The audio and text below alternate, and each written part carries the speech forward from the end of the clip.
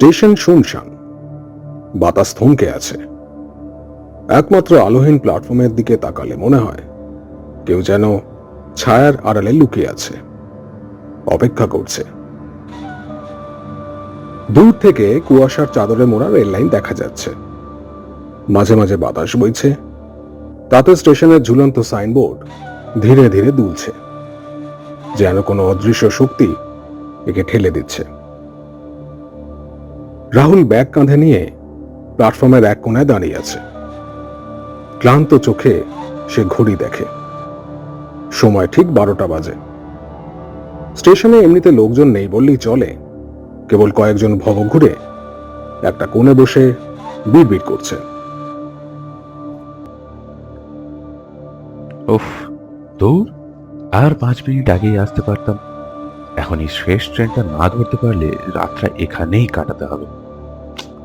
একটুর জন্য আগের ট্রেনটা মিস করে ফেললাম। উফ, ঠান্ডাও লাগছে বেশ। তাছাড়া সামনে এই গঙ্গার যা শীতল হাওয়া, উফ, সারা রাত এই ঠান্ডায় কাটাতে হলে আমি তো মরেই যাব।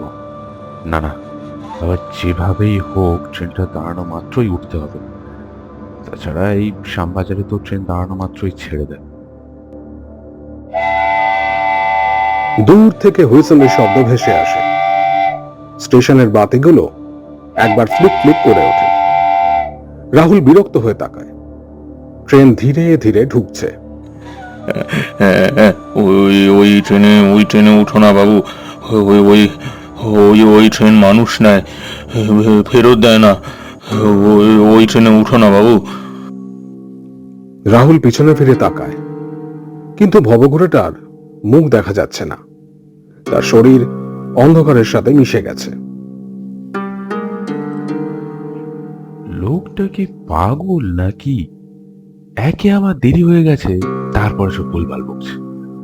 আর এই হচ্ছে এক অ্যাপ, রাতে যে এরকম একটা ট্রেন আছে তার কোনো আপডেটই নেই। উঠো না বাবা, উঠো না। ওই ট্রেনে উঠলে ওই ট্রেনে উঠলে আজই তোমার শেষ যাত্রা হবে। দূর বাবু, আপনি কে বলুন তো?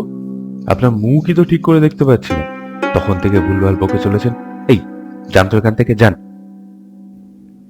তারপর ট্রেনটা স্টেশনে এসে থামে। দরজাটা বন্ধ ছিল। এ কি, দরজা বন্ধ কেন? উঠবো কিভাবে? হতে পারে ঠান্ডায় কেউ দরজা বন্ধ করে দিয়েছে। এই যে শুনছেন, দরজাটা একটু খুলুন। এরপর দরজাটা খুলে যায়, কিন্তু আশ্চর্যের বিষয়, পুরো কামরা ফাঁকা। সাধারণত শেষ ট্রেনে কিছু যাত্রী থাকার কথা, কিন্তু এই ট্রেনে কোনো যাত্রী নেই। এ কি, ভেতরে তো কেউ নেই, তাহলে দরজাটা কিভাবে খুললো? না না না না না, এত ভাবার সময় নেই। এত ভাবলে ট্রেনটাই মিস করে যাবো এবার। এই ভেবে রাহুল ট্রেনে উঠে পড়ে। দরজা শব্দ করে বন্ধ হয়ে যায়। ট্রেনের ভেতর প্রবল ঠান্ডা। সাধারণত লোকাল ট্রেনের বাতাস ভারী হয়ে থাকে ঘামের গন্ধে, কিন্তু এখানে অন্যরকম গন্ধ, পচা মাংসের গন্ধ। রাহুল নাকে হাত দেয়, বিরক্ত হয়ে সিটে বসে। এমন দুর্গন্ধ আসছে কেন? ট্রেন ধীরে ধীরে চলতে শুরু করেছে। চারপাশের বাতিগুলো ফ্লিক ফ্লিক করছে, মনে হচ্ছে বিদ্যুৎ ঠিক মতো কাজ করছে না। হঠাৎ সে খেয়াল করে কোনার একটা সিটে একটা কালো ছায়া বসে আছে। পুরো শরীর ঢেকে আছে অন্ধকারে, নড়ছে না। কেউ কি বসে আছে? এতক্ষণ তো খেয়াল করিনি।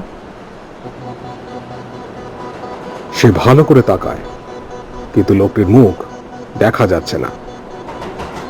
শুধু মাথা নিচু করে বসে আছে, যেন ঘুমিয়ে আছে। ভাই, এই লাইনে কি লাইট ঠিক মতো কাজ করে না? লোকটি কোনো উত্তর দেয় না। বাতাসের শব্দ বাড়তে থাকে, যেন ট্রেনের মধ্যেই কেউ ফিস ফিস করে কথা বলছে। এটা কি আমার ভুল শোনা, নাকি কেউ কথা বলছে? সে ধীরে ধীরে পাশে ছায়ামূর্তির দিকে হাত বাড়ায়। ঠিক তখনই বাতি এক ঝটকায় নিভে যায়। চারপাশ কালো অন্ধকার, কয়েক সেকেন্ডের জন্য নিস্তব্ধতা, তারপরেই এক বিকট ঠান্ডা শ্বাসের শব্দ। কে কে কে কে আছে ওখানে? হঠাৎ বাতিগুলো আবার জ্বলে ওঠে, এবার সম্পূর্ণ লালচে আলো। রাহুল হতভম্ব হয়ে দেখে তার ঠিক পাশের সিটে কেউ বসে নেই, কিন্তু কাঁচের জানলায় প্রতিফলিত হচ্ছে এক বিকৃত মুখ। চোখের জায়গায় গভীর গর্ত, মুখ হাঁ করা, যেন এক তীব্র চিৎকার বেরিয়ে আসছে। তার পা যেন মাটিতে আটকে গেছে, দৌড়ানোর চেষ্টা করেও পারছে না। তুই নামবি না তোকেও নিয়ে যাব? কে কে কথা বলে? কোথায় নিয়ে যাবে আমাকে?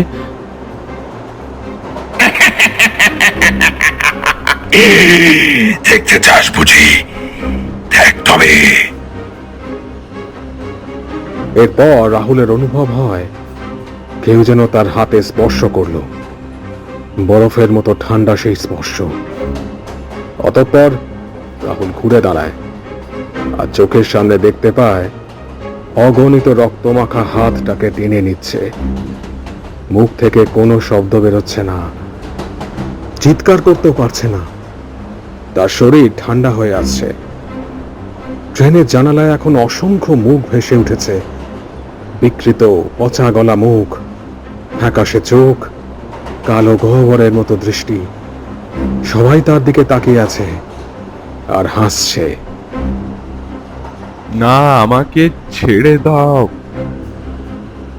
ওই রক্তমাখা হাতগুলোর মধ্যে একটা রাহুলের পুরো মুখমণ্ডল নিজের হাতের মুঠোয় ধরে নেয়। চারিদিকে ওই লাল আলো জ্বলতে নিভতে শুরু করে। বাঁচাও, বাঁচাও। ট্রেনের বাতি নিভে যায়, সমস্ত কিছুর মধ্যে অন্ধকার নেমে আসে। আর তখনই এক চরম আতঙ্কজনক গলার আওয়াজ শোনা যায়।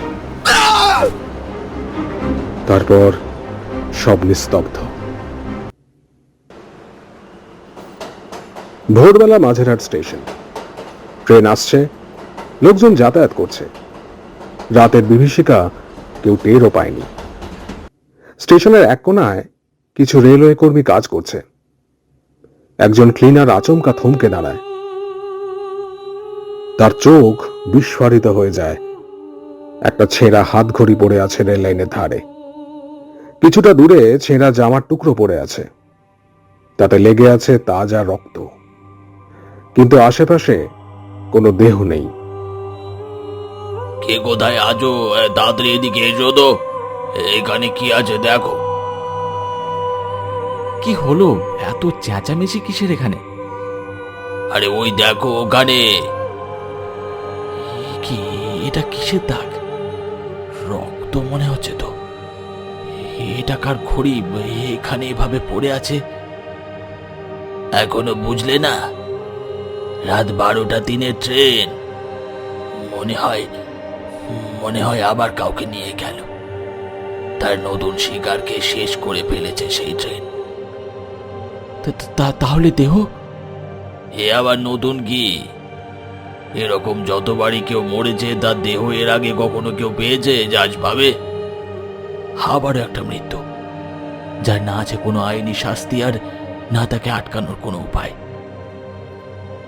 দূর থেকে একটা হালকা কুয়াশা ভেসে আসে। বাতাসে যেন একটা চাপা হাসির শব্দ। কারো চোখের সামনে কেউ নেই, কিন্তু অনুভূতিটা স্পষ্ট। কেউ এখানেই আছে, খুব কাছে। মাঝেরহাট স্টেশনে আবার এক নতুন আতঙ্কের গল্প শুরু হলো।